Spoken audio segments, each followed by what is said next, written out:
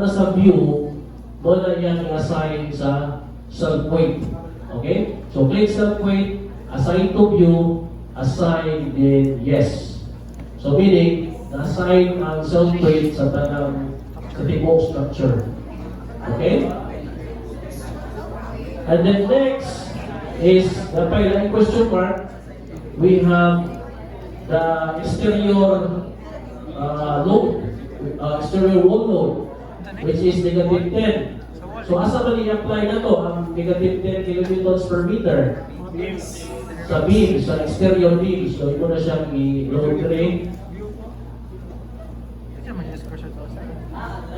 Yeah, no? So, we have assign. No, so ayun, assign to view, ha? Yun yung isa na assign to view. Yun yung i-assign to view. Load niya yung kanan ng 10 kilonewtons per meter. So, yun ang i-click ang assign to selected beams. No? Assign to selected beams. Click assign, then yes. So, nada siya yes. Ha? Hindi ka katuklok sa asa? Kini? Kini?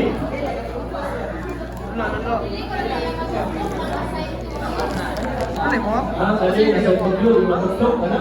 Assign to selected. Matuklok ka ba? I-check mo sa point, and then assign to view.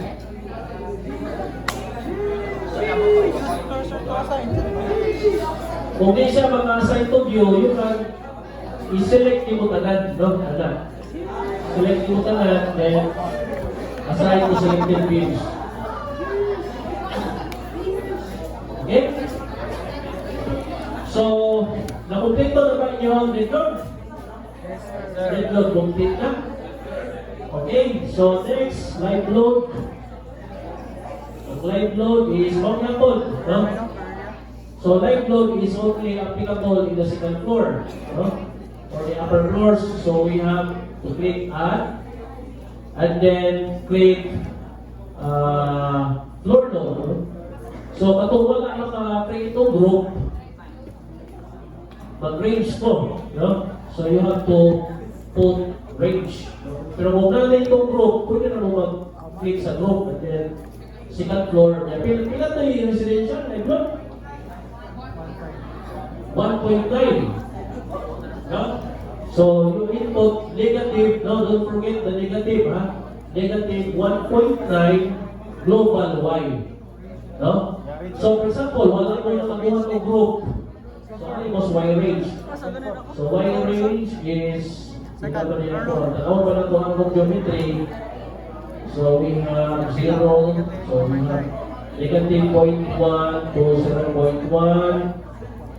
Then X range is 0 to 7, and then Z is 0 to negative 5 to 0.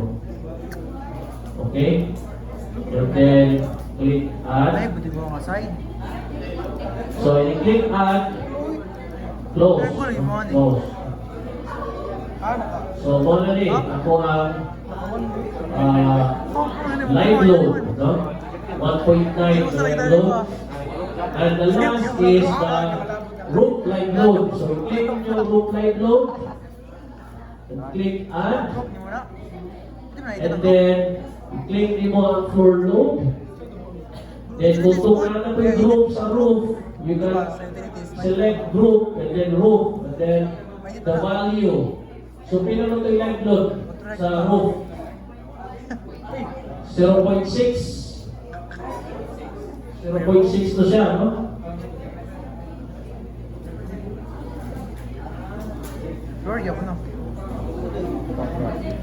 Tara, no? So we have 0.6 roof line load. So negative, no? Don't forget the negative sign. Negative 0.6 global Y. So for example, wala ko nakabuhat o group, you can use Y range. No? So Y range. So we have here 2.4, 2.6,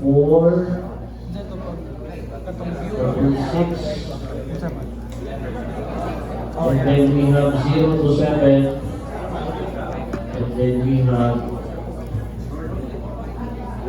0 to -5 to 0. Okay, and click add. Close. So, nanakoy, room, live, load.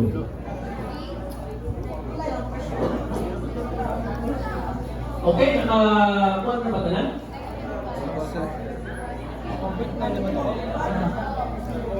Roof na? Oh, 1.9. Selection. Diba? Kita dulu.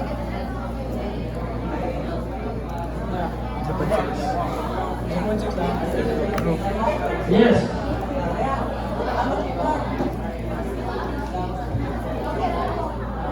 Negative 0.6.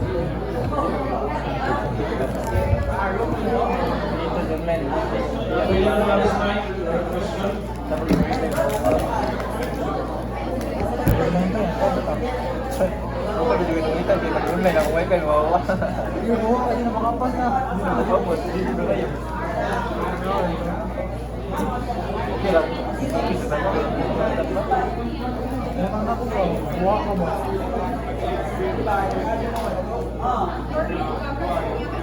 Wala kaya, hindi kaya. Lubig na.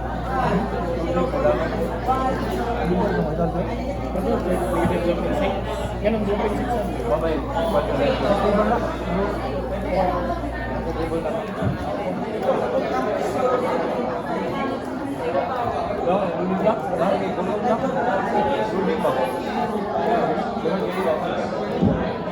Gamit, mahal kayo. Gamit tayo. Kasama yung kain ba?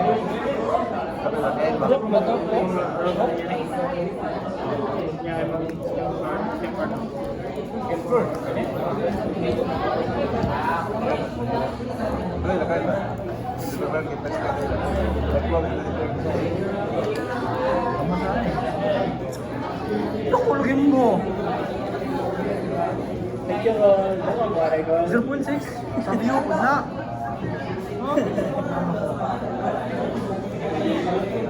0.6 no? Pilay mo, tarawa na ba? Nagkikupal na ako. Wala.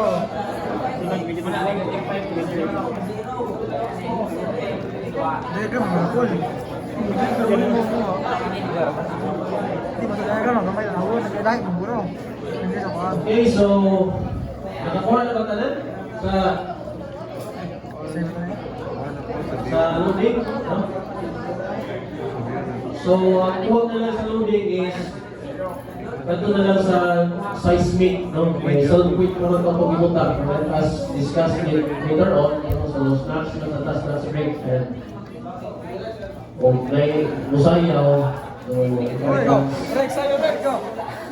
Sayo Rex!